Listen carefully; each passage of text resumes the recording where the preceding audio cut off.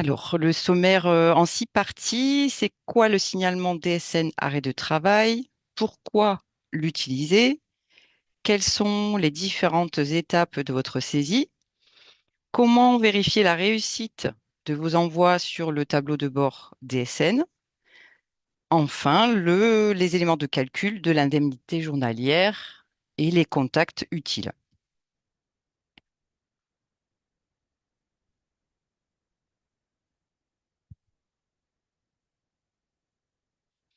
Première partie, c'est quoi le signalement DSN arrêt de travail?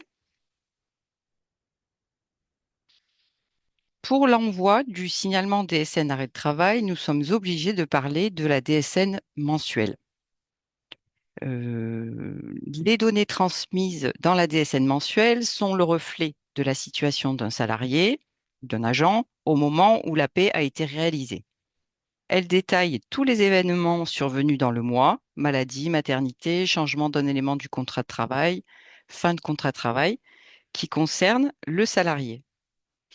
Le signalement d'arrêt de travail en DSN, lui, c'est en plus des déclarations mensuelles, vous devez signaler les événements concernant le salarié. Il s'agit des signalements d'arrêt de travail ou des signalements de reprise de travail anticipés. La finalité de ces déclarations est de permettre le respect des droits des agents au titre de l'indemnisation. Comment cela fonctionne? À partir de votre logiciel de paie, vous intégrez les éléments de la paie dans vos DSN mensuels avant le 5 ou le 15 du mois. Dans la situation où vous recevez un arrêt de travail ou une demande de congé maternité, paternité, accueil de l'enfant, toujours depuis votre logiciel de paie, vous générez un signalement DSN arrêt de travail pour transmettre les éléments de salaire à l'assurance maladie dans les 5 jours qui suivent la connaissance de l'arrêt de travail. Ce signalement DSN permettra la reconstitution de l'attestation de salaire via letentreprise.fr jusqu'à l'assurance maladie.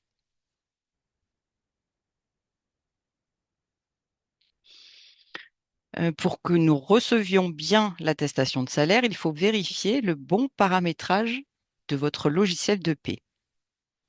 Ici, sur cette diapositive, vous voyez l'attestation de salaire telle que nous la recevons.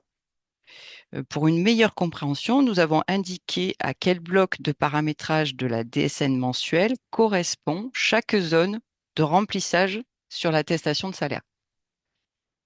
Dans votre saisie sur le logiciel de paie, vous complétez des champs nom, prénom, date de naissance, etc. Ces éléments alimentent des blocs dans la DSN mensuelle qui sont repris en DSN événementiel.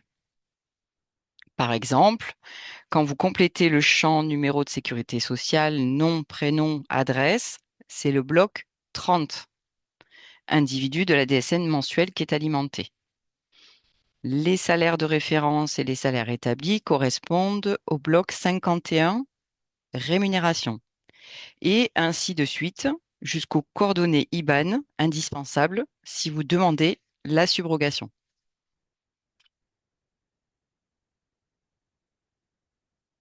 Dans la situation où votre agent est victime d'un accident du travail, par exemple, vous générez un signalement DSN arrêt de travail en accident du travail, maladie professionnelle, qui permet la reconstitution de l'attestation de salaire ATMP.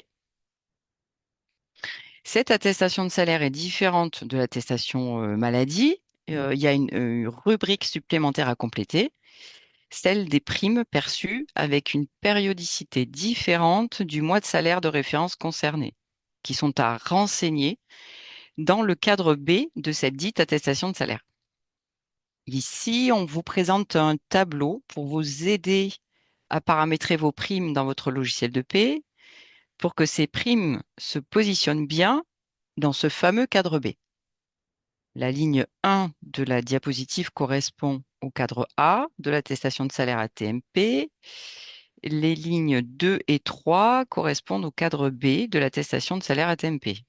Le bloc 51 correspond aux rémunérations. Le 52 aux primes.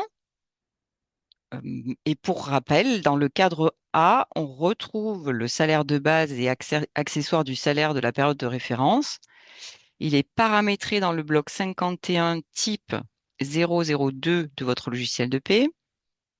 Dans le cadre B, on retrouve les rappels de salaire et accessoires du salaire versés avec une périodicité différente de celle du salaire de base, par exemple un 13e mois. Je crois que c'est assez rare au sein des collectivités, le 13e mois. Pour essayer de clarifier, donc dans le bloc 52, il y a deux sous-rubriques, le type 027 pour les primes liées à l'activité avec une période de rattachement spécifique et le type 026 pour les primes exceptionnelles liées à l'activité avec une période de rattachement sur le mois civil afférent. C'est votre éditeur de logiciel qui est responsable de ce paramétrage. Vous pouvez le contacter pour plus de précisions. Il est intéressant de connaître ces détails, même si c'est pas vous qui allez intervenir directement, au cas où ces informations de prime ne se retrouveraient pas au bon endroit dans les cadres de l'attestation de salaire et mieux comprendre quelles en sont les raisons.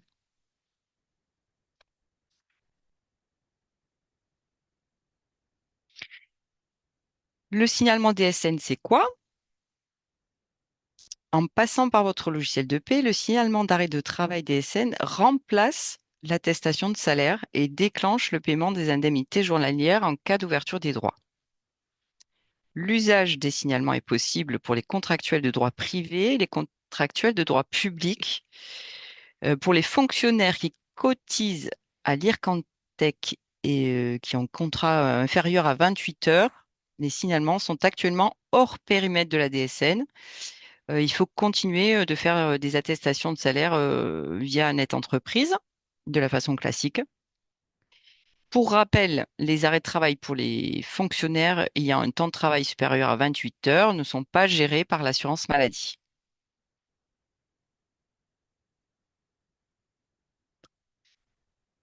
Un tableau récapitulatif pour clarifier dans quel cas vous pouvez faire un signalement de DSN arrêt de travail et dans quel cas vous ne pouvez pas.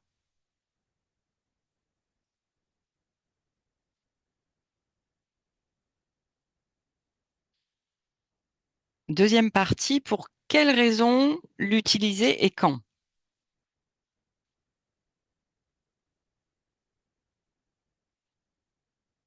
Deux conditions sont nécessaires pour réussir un bon signalement DSN arrêt de travail. La première, c'est avoir un bon paramétrage de votre logiciel de paie. Il y a trois groupes de blocs essentiels pour les données identifiantes qui demandent une vigilance particulière. Le bloc 40 et 41 pour le contrat de travail, le 53 pour la catégorie socio-professionnelle, les blocs 30 et 31 pour le bilan d'identification des salariés, qui permet de vérifier la bonne affiliation des agents. Les blocs 51 rémunération et 52 suivant les types de primes et périodes de rattachement, les gratifications et indemnités. À l'issue de la transmission de la DSN mensuelle, vous pouvez vérifier l'affiliation au sein de la sécurité sociale, si c'est CPAM, MSA, en contrôlant l'identité de l'individu sur le tableau de bord DSN. Cette partie-là, c'est Thomas qui nous la présentera un peu plus loin dans le support. Donc la première condition, on a dit que c'était d'avoir un bon paramétrage. Et la deuxième condition, c'est avoir un historique suffisant de DSN mensuel.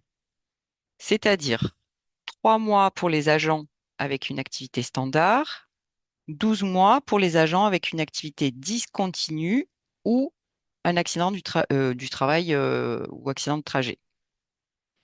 Cet historique est possible grâce au chaînage des informations du salarié par son numéro de sécurité sociale et pas uniquement par son contrat de travail.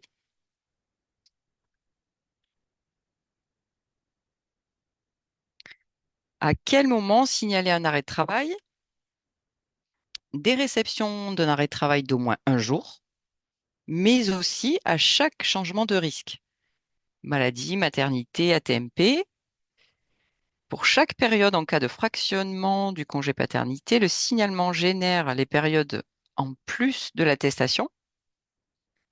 Si vous ne pratiquez pas la subrogation, vous devez effectuer votre déclaration dans les 5 jours qui suivent la connaissance de l'arrêt.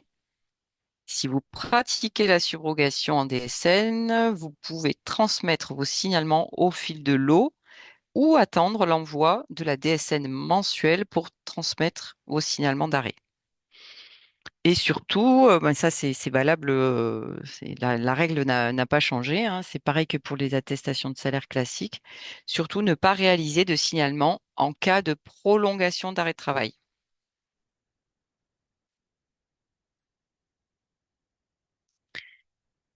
Avec le signalement DSN, tout est automatique, ce qui fiabilise le calcul des indemnités journalières. Vous avez un tableau récapitulatif des avantages de la DSN versus les inconvénients des attestations de salaire, saisis manuellement via netentreprise.fr. Par exemple, notamment pour le congé paternité en DSN, les salaires paternité et les périodes d'absence du congé sont transmis automatiquement via la DSN mensuelle, ce qui accélère le traitement et le paiement et permet un gain de temps pour vous.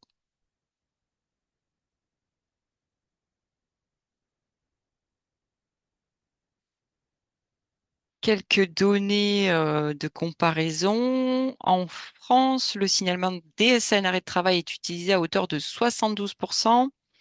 Les attestations de salaire rejetées issues du signalement DSN par les services indemnités journalières sont de 4%. À l'inverse, les rejets provenant des saisies manuelles sur Net Entreprise représentent 16%, soit 4 fois plus qu'en DSN.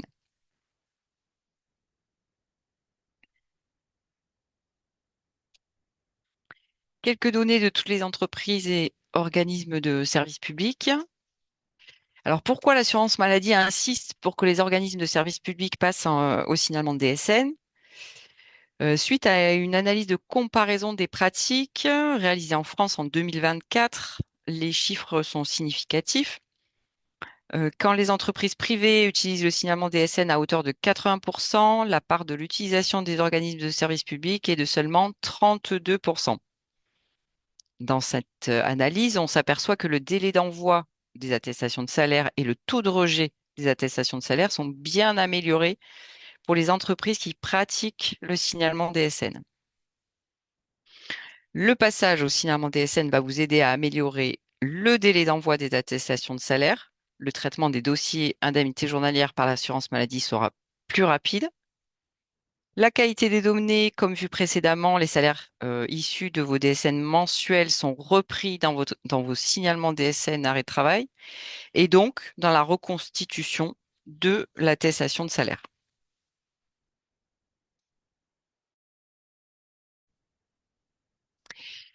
Troisième partie, les étapes de votre saisie.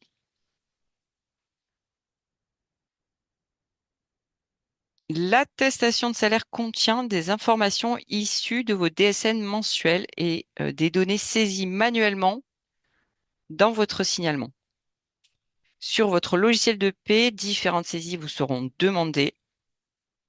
Chaque logiciel de paie a sa propre ergonomie. Sur la diapositive, c'est un exemple de tous les différents champs à compléter.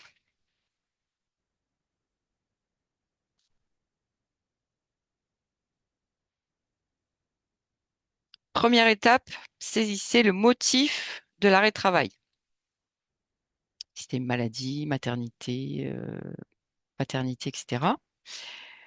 Deuxième étape, il faut saisir la date du dernier jour travaillé, ce qu'on appelle aussi le DJT. Si votre agent n'a pas travaillé le jour de l'arrêt, le dernier jour de travail est la veille de l'arrêt. Si votre agent a travaillé le jour de l'arrêt, le dernier jour travaillé est le jour de l'arrêt.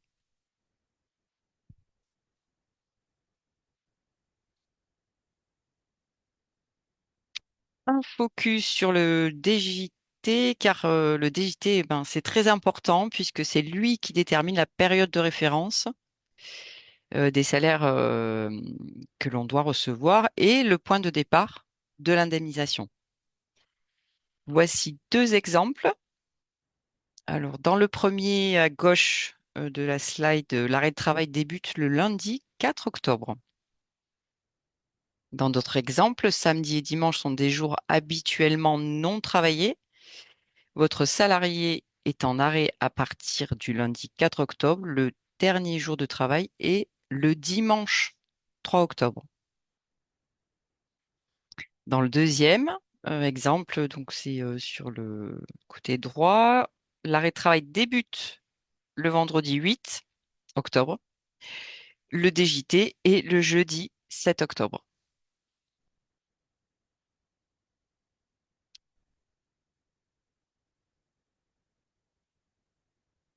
Un focus sur le dernier jour de travail pendant les congés payés, le DJT en cas d'arrêt maladie durant les congés payés de votre salarié.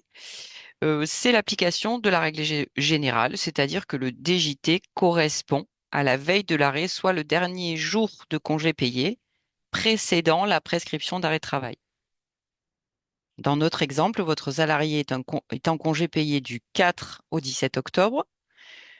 Durant ses congés, son médecin lui prescrit un arrêt de travail à partir du 15 octobre et le dernier jour de travail sera le 14 octobre. Et je vais passer la parole à Virginie qui va prendre la suite des focus avec le DJT. Oui, merci Sylvie.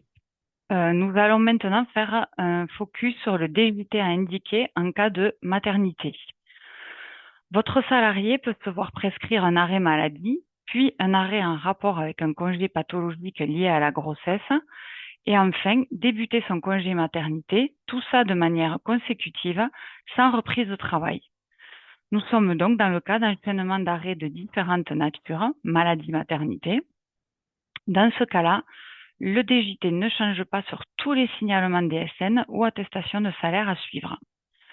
Dans l'exemple que vous avez à l'écran, nous avons un arrêt maladie du 8 au 13 octobre, puis un arrêt en rapport avec un congé pathologique lié à la grossesse du 14 au 27 octobre, et enfin le congé maternité qui débute le 28 octobre.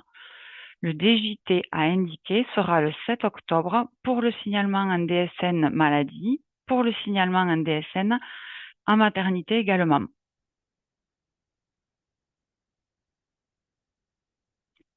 En ce qui concerne le congé paternité, pour la première période obligatoire, le DJT à indiquer correspond au dernier jour du congé à la charge de l'employeur. Ensuite, en cas de fractionnement de la période non obligatoire, le DJT correspond à la veille de chaque période. Dans notre exemple, la naissance a lieu le dimanche 3 octobre. Le salarié prend son congé de naissance employeur de 3 jours les 4, 5 et 6 octobre. Pour la première période obligatoire de 4 jours indemnisés par l'assurance maladie, le dernier jour de travail sera le 6 octobre. Il correspond donc au dernier jour du congé de naissance employeur. Pour les périodes suivantes, le dernier jour de travail sera toujours la veille de chaque période. Pour rappel, le congé de naissance employeur se calcule en jours ouvrables, tous les jours hors dimanche et jours fériés, le congé paternité en jour calendaire du lundi au dimanche. Pour établir un signalement DSN en cas de congé paternité et accueil de l'enfant, vous devez renseigner sur votre logiciel de paye chaque période d'absence dans l'ordre chronologique. Un signalement par période. Les avantages du signalement DSN, il n'y a pas de montant de salaire à compléter, pas de prime à indiquer, pas de salaire rétabli à saisir. Les périodes de congé paternité se génèrent automatiquement. Le système récupère tous ces éléments dans la DSN mensuelle. Pour rappel, un signalement DSN est à réaliser pour chaque période.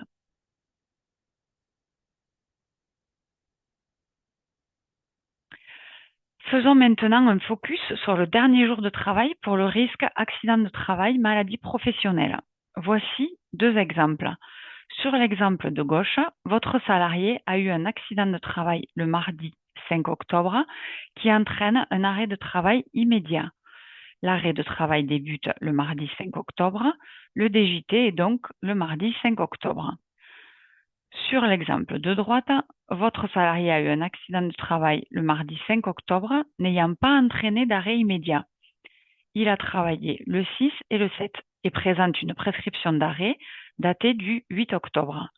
Le DJT est le jeudi 7 octobre, soit la veille de l'arrêt en lien avec l'accident de travail, que ce jour soit travaillé ou non.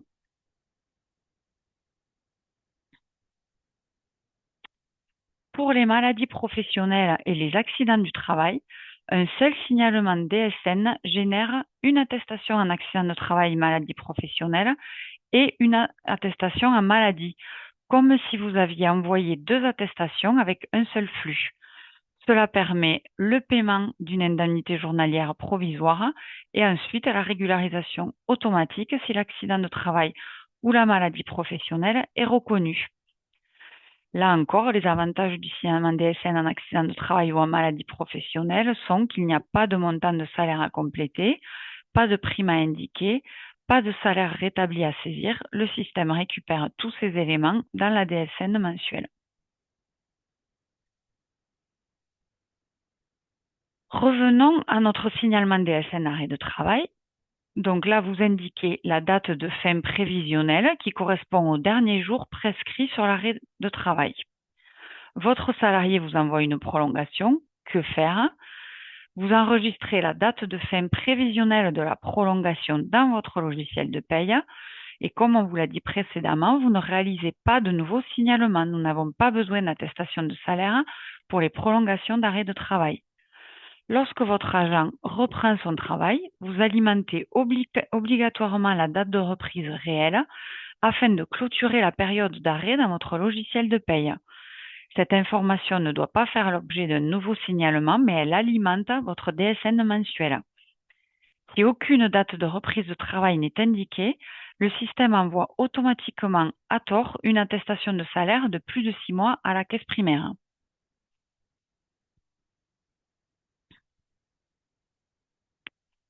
Que faire en cas de reprise anticipée de travail? Dans le cas où votre salarié serait amené à reprendre le travail avant la fin de son arrêt, vous devez le signaler au plus vite à la caisse d'assurance maladie afin qu'elle puisse stopper le versement des indemnités journalières. Pour cela, vous devez saisir un signalement DSN de reprise anticipée via votre logiciel de paye. Pour ce qui est de la subrogation, si elle est prévue par votre convention collective ou accord de branche, vous n'avez qu'à cocher la case subrogation et choisir oui dans le menu déroulant. Il faut vérifier les coordonnées bancaires qui remontent automatiquement depuis votre logiciel de paye. C'est important de vérifier qu'il s'agit bien du numéro de compte bancaire sur lequel doivent être versées les indemnités journalières, car un ciré égale un même RIB. Enfin, attention lorsque vous saisissez les dates de subrogation, il ne faut pas vous limiter aux dates indiquées sur l'arrêt de travail. Il faut bien indiquer les dates maximales prévues par votre convention collective, accord de branche ou décret. En effet, si vous limitez à la date de fin de la prescription médicale, en cas de prolongation, la caisse procédera au paiement en faveur du salarié. La caisse d'assurance maladie ne reviendra pas sur les paiements déjà effectués aux salariés en cas d'erreur sur la date de fin de subrogation transmise.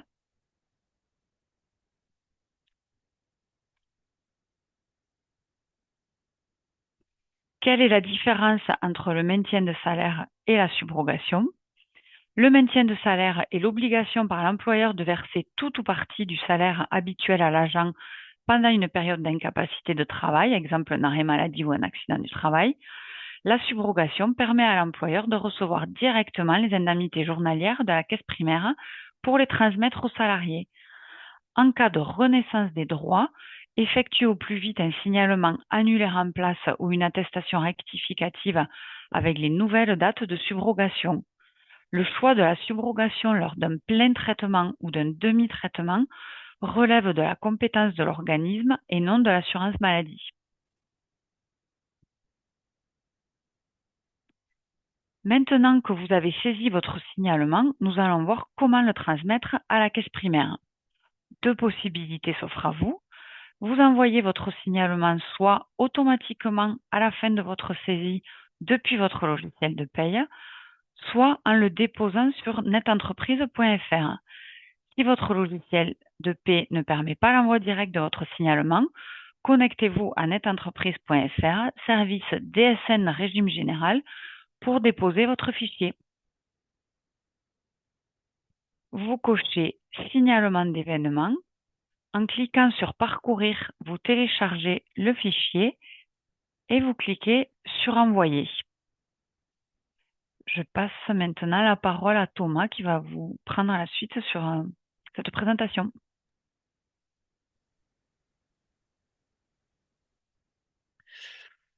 Alors maintenant, on va faire un petit focus sur les anomalies les plus fréquentes que vous pouvez rencontrer, avec notamment les comptes rendus métiers invalides ou les bilans KO et comment les éviter. Si les salaires rétablis sont erronés ou absents, vous devez revoir le paramétrage avec l'aide de l'éditeur du logiciel de paie. Si le dernier jour travaillé est absent ou erroné, alors vous devez revoir la règle du DJT, qui généralement correspond à la veille de l'arrêt de travail. En cas d'attestation d'arrêt de travail au-delà de 6 mois envoyée à tort, la date de reprise réelle n'a sans doute pas été renseignée en DSN, ce qui n'a pas permis de clôturer la période d'arrêt dans le logiciel de paie.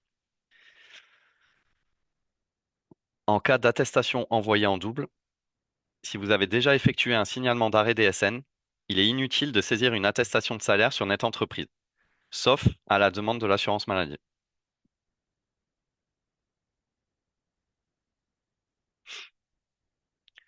Pour corriger une erreur, en DSN, il est possible dans certains cas de faire un signalement annulaire en place. La modification doit porter sur des éléments de date ou sur des éléments saisis lors du signalement d'événement. Si par exemple l'anomalie concerne des éléments de salaire, ce sont des données hors signalement d'événement. Un signalement annulaire en place en DSN ne sera pas possible. Il faudra passer par une attestation rectificative sur Net Entreprise et contacter votre éditeur de logiciel de paie si vous avez besoin d'aide pour corriger les erreurs.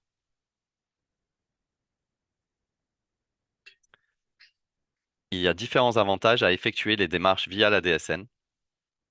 Un versement plus rapide des indemnités journalières, moins de saisies de votre part, vos démarches administratives sont simplifiées, une sécurisation et une fiabilisation de vos obligations sociales et une réduction des temps de traitement. Cependant, le temps partiel thérapeutique n'est toujours pas disponible en DSN et doit être saisi sur Net Entreprise uniquement. Nous allons maintenant vous présenter le tableau de bord DSN. Votre tableau de bord est un outil essentiel de votre suivi. Il est donc important d'aller le consulter pour consulter les informations liées au déclarant et déposer une DSN mensuelle ou un signalement d'événement.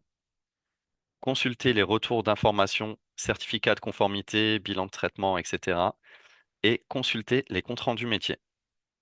Et enfin, effectuer le suivi de l'état des DSN mensuels et des signalements d'événements. Veillez à vous y rendre régulièrement, car les bilans de traitement ne sont accessibles que pendant 3 mois.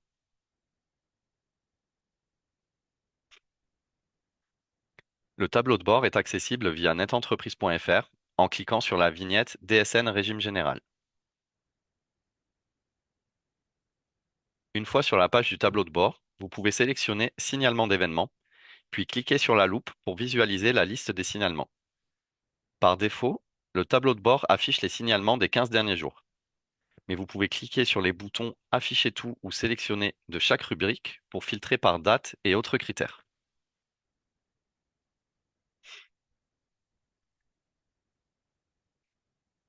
Une fois vos signalements affichés, vous pouvez cliquer sur la seconde loupe du signalement recherché pour en afficher le détail. Dans le détail du signalement d'événement, vous pouvez voir les différentes étapes et leur statut et accéder au bilan de traitement pour lire le compte-rendu.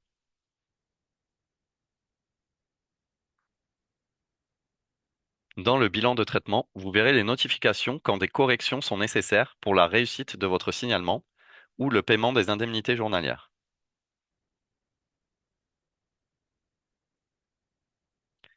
Un petit point de vigilance à avoir, le certificat de conformité, ou la coche verte comme dans l'exemple à l'écran, confirme seulement que votre logiciel et votre déclaration respectent la norme DSN NeoDES. Cela ne garantit pas la réception ou le traitement de votre déclaration par l'assurance maladie. Cela n'exclut pas la présence de données incorrectes ou d'anomalies bloquantes. C'est pour cela qu'il faut impérativement consulter l'ensemble des bilans de traitement pour un suivi précis. Pour rappel, les bilans de traitement sont accessibles durant 3 mois seulement. Il existe 3 types de bilans: OK, KO et ANO pour anomalie. Le bilan OK signifie que votre attestation de salaire a été réceptionnée par l'assurance maladie. Vous recevez donc par mail un compte-rendu métier valide ou en cours de traitement. Cela signifie que vous n'avez pas d'action à mener. Cependant, il est possible que votre agent en arrêt de travail doive encore nous fournir des pièces pour le traitement du dossier. Dans le cas d'un bilan KO, l'assurance maladie a bien réceptionné votre attestation. Cependant, vous recevez un compte-rendu invalide pour pour vous informer de l'anomalie et de quelle action est attendue de votre part. Si vous visualisez un bilan ANO, cela signifie qu'il y a une anomalie bloquante sur votre signalement. L'assurance maladie n'a donc pas reçu votre attestation et vous ne recevez donc pas de compte-rendu métier. Un message apparaît vous informant de l'anomalie rencontrée et de l'action nécessaire.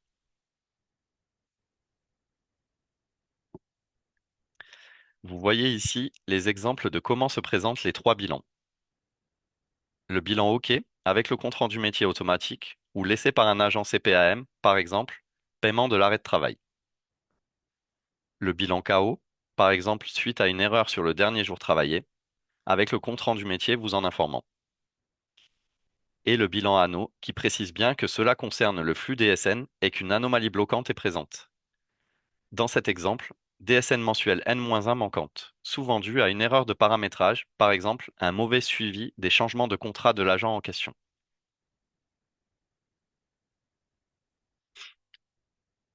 Alors concrètement, qu'est-ce qui est attendu de votre part dans le cas d'un bilan KO? Vous devez nous transmettre une attestation rectificative et si l'anomalie porte sur le risque, maladie, maternité ou autre, sur le DJT ou la subrogation, vous pouvez nous transmettre un nouveau signalement arrêt de travail, DSN annulé en place. Cependant, si l'anomalie concerne les salaires ou les primes, vous devez saisir une attestation de salaire rectificative sur Net Entreprise dans l'attente de la correction en DSN. Dans le cas d'un bilan anneau, vous devez nous transmettre une nouvelle attestation de salaire. Puisque ces anomalies sont le plus souvent liées à un problème de paramétrage, vous devez saisir une attestation sur Net Entreprise en attendant de revoir le paramétrage avec votre éditeur de logiciel.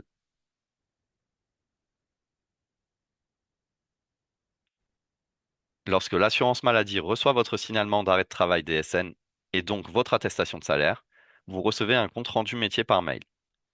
Il existe 3 types de compte-rendus qui correspondent au bilan OK et KO. Le compte-rendu valide, le compte-rendu en cours de traitement et le compte-rendu invalide. Afin de le recevoir, il est important de vérifier l'adresse mail enregistrée dans Net Entreprise et dans votre logiciel de paie. Cette rubrique se trouve dans le bloc 07 de la DSN.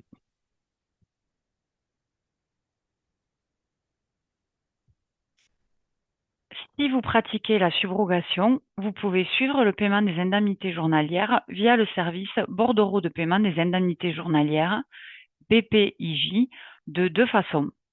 Soit depuis votre tableau de bord en cliquant sur Accéder au BPIJ, comme vous voyez à l'écran, soit depuis Net Entreprise par le compte Entreprise en cliquant d'abord sur Saisir une attestation de salaire et accéder au bordereau, puis sur Bordereau de paiement des indemnités journalières. Vous voyez là à l'écran comment se présente le service BPIJ.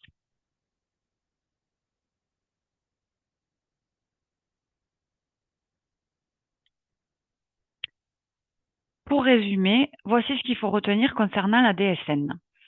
Signaler tout arrêt, même pour un jour, à chaque changement de risque, maladie, maternité, paternité, accident du travail, à chaque changement de période, par exemple dans le cas du congé paternité. Vérifiez le bon paramétrage de votre logiciel de paye. Saisissez uniquement le motif de l'arrêt, le dernier jour travaillé, la date de fin prévisionnelle et les dates de subrogation. Vérifiez le tableau de bord DSN. Consultez le compte rendu métier transmis par mail et corrigez une erreur si besoin. Pour les arrêts au-delà de 6 mois, l'attestation de salaire est envoyée automatiquement depuis votre logiciel de paye. Nous allons voir à présent comment est calculée une indemnité journalière. Pour un arrêt maladie, le calcul de l'indemnité journalière est effectué sur la somme des salaires bruts des 3 mois ou des 12 mois en cas d'activité discontinue qui précèdent la date du dernier jour de travail divisé par 91,25 pour une période de référence de 3 mois ou par 365 pour une période de référence de 12 mois. En faisant cette opération, vous obtenez le salaire journalier de base. Le montant des indemnités journalières est égal à 50% de ce montant. Pour rappel, les salaires des 3 mois de la période de référence sont limités au plafond sécurité sociale en vigueur le dernier jour du mois civil précédant l'arrêt de travail. Ce plafond est revu chaque année.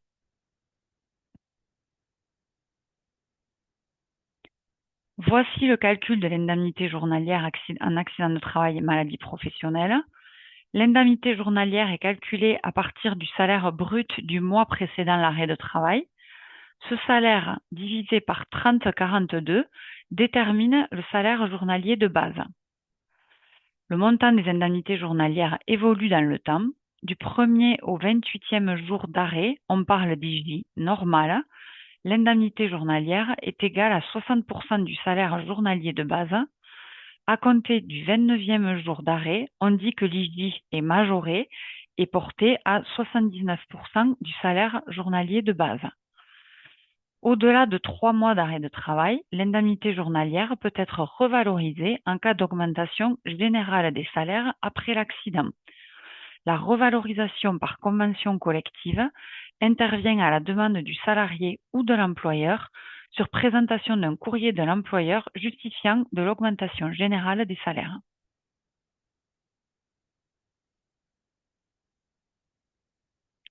Nous allons voir maintenant les différents moyens de nous contacter ou d'obtenir des informations. Un seul numéro de téléphone pour joindre la caisse d'assurance maladie de votre agent, c'est le 36 79. Pour toute question liée à Net Entreprise, composez le 0806 800 700. Le site amélie.fr rubrique entreprise est une source d'information pour vous, employeurs. Il permet de connaître les actualités de l'assurance maladie, les informations sur les cotisations, la prévention des risques professionnels, vos obligations et démarches, par exemple, sur les arrêts de travail, les événements familiaux, maternité, adoption, paternité, et également les solutions de prévention de santé au travail.